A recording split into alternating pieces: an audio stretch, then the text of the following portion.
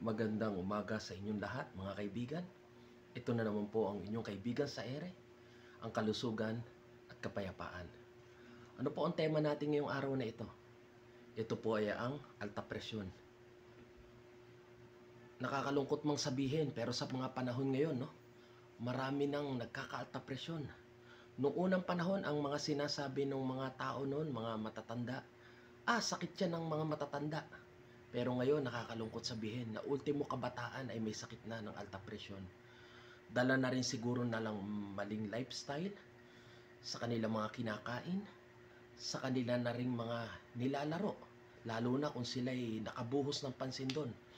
Kaya nga po lifestyle ang pinaka nakikitang problema rito sa alta presyon at malakas sa maalat. Ngayon, himay-himay natin kung ano ang pinag-umpisahan, sanhi, sintomas at kung ano ang lunas nito. Umpisahan na po natin. Ang alta presyon ay isang kalagayan na kung saan ang presyon ng dugo ay masyadong mataas para sa itinakdang gulang at timbang ng tao. Pinabibilis ng alta presyon ang paninigas ng mga ugat, ateroma, at nagiging sanhi ng atake sa puso at stroke. Ang karamdaman sa mga mata at sa bato ay madalas na may kaugnayan din sa karamdamang ito. Tingnan ang talaan ng presyon ng dugo. Sanhi. Anong sanhi nito? Ang labis na pagkain at pagkalulong sa bisyo ay ang mga karaniwang sanhi ng karamdamang alta presyon. Samantala, ang pagkain ng karne ay masyadong nakapagpapagana, kung kaya't ang mga taong palakain nito ay madalas na nakakain ng labis at tumataba ng sobra. Sa kabilang dako, ang pagkain ng mga simple at natural na pagkain tulad ng gulay at prutas ay hindi namumunga ng paghahangad o pagnanasang kumain ng labis. Ang mga pampaganang stimulants katulad ng kape, alak, tabako, tsaa, suka, sile, mainit na pampalasa, hot spices, luya, mga panangkap na pagkain, food seasoning ay tumutulong ng husto upang palalain ang karamdaman. Ang tensyon at labis na pagtatrabaho ay ilan pang aktibong sanhi ng karamdaman. May ilang uri ng mga pilduras na kontraseptibo. Ang sanhi din umano ay alta presyon. Ang kumbulsyon, enclampsia sa panganganak ay paminsan-minsan ding humahantong sa karamdamang ito. Ang diabetes at impeksyon sa mga bulok ng ngipin at tonsil ay ilan pa sa mga kilalang sanhi ng alta presyon. Ang hindi regular na eliminasyon at dietang mayaman sa mga maalat, malalangis at maaring putahe ay humahantong din di umano dito. Nakakalungkot pong sabihin, yun po ang mga sanhi nun. Ngayon, ano ang sintomas nito? Maaring walang masyadong mamamalayang kahirapan sa katawan maliban na lang sa mamula-mulang kutis at sobrang timbang. Maaring din naman magkaroon ng paminsan-minsang sakit ng ulo, pamumutla ng balat, pagkahapo, malakas na pintig ng puso, palpitation, paninikip at sakit ng dibdib, angina, hirap sa paghinga, dyspnea, pamamaga ng puso, karamdaman sa mata, at mga bato sa mga malalang kaso nito. Kung hindi ka agad maagapan, ang sakit na alta presyon ay maaaring ito ay humantong sa stroke o kaya't atake sa puso, myocardial infarction. Magiging sa sobrang paglala po nito, mauuwi po sa pinakamatinding pangyayari, stroke at atake sa puso. Ano ang lunas? Ang alta presyon ay karamdaman sa sirkulasyon ng dugo. Ang normal at maayos na daloy ng dugo ay nababarahan ng dahil sa mga di matunaw na mga alat, salts, at iba pang malalangis na duming kolesterol na taglay nito. Ang pagkakaroon ng dagdag pang mga dumi sa dugo ay mapipigilan lamang sa pamamagitan ng pagbabago sa pagkain. Ang karamdamang ito ay madali lang pagalingin, ngunit hindi ang pasyente. Ang kailangan magdesisyon kung lalayuan na ang mga nakakapinsalang pagkain o mananatili na lamang na may sakit habang buhay. It's either mamili kayo. Gustuhin niyo yung mga nagpapalalang pagkain or umiwas na rito at mabuhay na ng maayos. Napakahalagang kontrolin ang timbang sa pagkakataong ganito. Basahin ang paliwanag tungkol sa sobrang timbang, obesity. Ang ehersisyo at pagpapahinga kung pagod ay dapat na gawing regular sa bahagi ng pamumuhay. Ang palit-palit na mainit at malamig na footbath sa umaga o sa gabi bago matulog ay kailangang isagawa upang panatilihing maayos ang sirkulasyon ng dugo, lalo na sa mga kaduluduluhang bahagi ng katawan. Ang mga tiyang masyadong malalaki ay dapat na paliitin sa pamamagitan ng wastong ehersisyo at pagpipigil sa pagkain.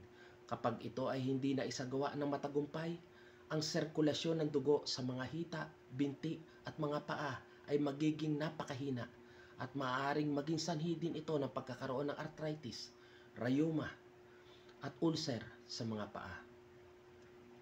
Ang pagkain ay gawaing simple lamang at huwag masyadong gawing maalat, malangis, mataba at maarina, starchy.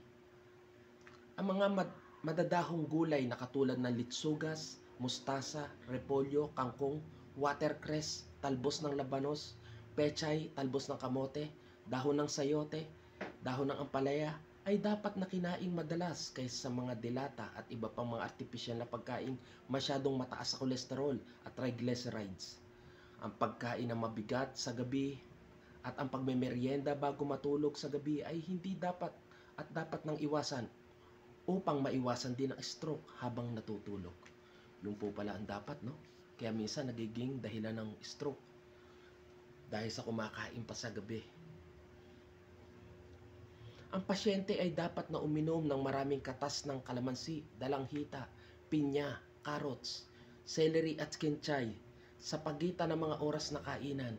Iwasan din ang merienda sa araw-araw sapagkat ito ay masyadong nakapagpapataba at nagpapahirap ng pagtunaw sa tiyan. Uminom din ng gatas ng soybeans upang maiwasan ang maagang paninigas ng mga ugat na kaugnay sa karamdamang alta presyon. Ang gatas ng soybeans ay mayaman sa lecithin na siyang tumutunaw sa labis na kolesterol sa dugo. Mukhang dun papasok ang taho, no? Mukhang masarap pa. Mukhang okay ang taho. Dahil ang taho ay masasabing isa rin siyang soybeans. Galing siya sa soybeans. Kaya ang taho sa umaga ay malaking tulong. Ilan sa mga halamang gamot na nagpapagaling? Ano po ito? Number 1 po dyan, bawang. Ito ay kilala kahit sa ang bilang pampanormal ng presyon ng dugo. Pinabababa din ng bawang ang labis na pagkakaroon ng kolesterol at triglycerides sa dugo. Kumain ng 2 hanggang 3 maliit na piraso sa bawat kainan. Maaring kainin ito ng hilaw o bahagyan luto. Haluan ng konting hilaw na kinchay o celery upang kontrahin ang masamang amoy nito. Gagabutan, wiregrass. Uminom ng 2 hanggang 3 baso ng tsaang dekoksyon ng buong halamang pati ugat araw-araw. 1 oras bago kumain, maglaga ng 20 gramo ng halamang gamot sa 1 litro ng tubig. Maaari din gamitin ang ilang pang halamang gamot na matatagpuan sa aklat na ito na ginagamit na panlunas sa alta presyon. Konsultahin lamang ang mga index na nakalagay. Nakalagay dito sa wikain dito. Ang mahalaga sa lahat ay hindi kung anong uri ng karamdaman mayroon ng isang tao, kundi kung anong uri ng tao ang mayroong karamdaman. Kung siya ba ay masunurin at susunod na sa batas ng kalikasan. Napakahalaga. Kaya mga kaibigan, no, sinasabi at sinasaad sa libro na ito na napakahalagang umiwas tayo sa mga matatabang pagkain, lalo na kung ang tayo ay may alta presyon o medyo matataba na. Medyo pwedeng magpigil. Talagang nahandon yun talagang magtitiis ka. Sasabihin ni iba, masarap Masarap to, nakagisnan ko na tong pagkain na to. Pero may sakit ka ng ganyan Kailangan umiwas ka na. Kesa iba ang kahantungan mo, mapunta ka sa 6 feet under the ground, di ba? Yun ang kahantungan mo. Sana nga kung minsan abutin pa sa ospital.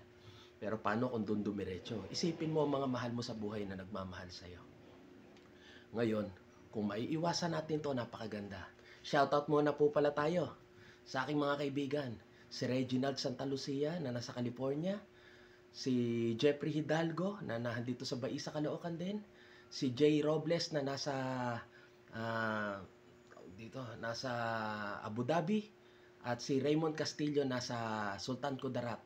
Si Rudy Reyes na nasa Bulacan ngayon.